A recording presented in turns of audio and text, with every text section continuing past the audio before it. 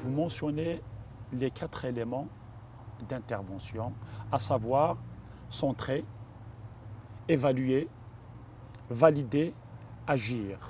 Est-ce que vous pouvez nous déterminer la définition ou bien les limites d'application de chaque niveau? Ces 4 éléments sont inspirés de nombreuses années d'expérience sur le terrain. D'ailleurs, j'appelle souvent ma formation une formation tout-terrain et non pas une formation intellectuelle seulement. Et dans ce contexte-là, le CEVA, centrer, évaluer, valider, agir, ce sont des points de repère fondamentaux. Dans ce sens, je ne peux pas mener une bonne intervention. On parle de situation à risque ou de crise potentielle. Donc, la situation est hors normale. Alors, si je ne suis pas centré lorsque je fais mon intervention, je risque de me faire, en tant qu'intervenant, me faire déstabiliser psychologiquement. Donc, je ne serai pas en mesure d'agir professionnellement puisque je vais être dans la réaction.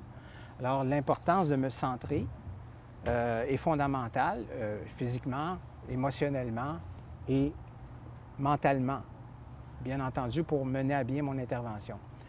Évaluer, le deuxième, si je veux agir correctement, il faut que j'évalue correctement.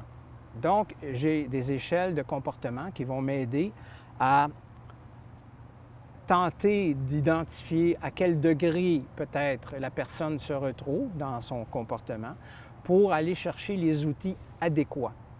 Donc, ça, c'est le évaluer. Le valider, ça, c'est très important.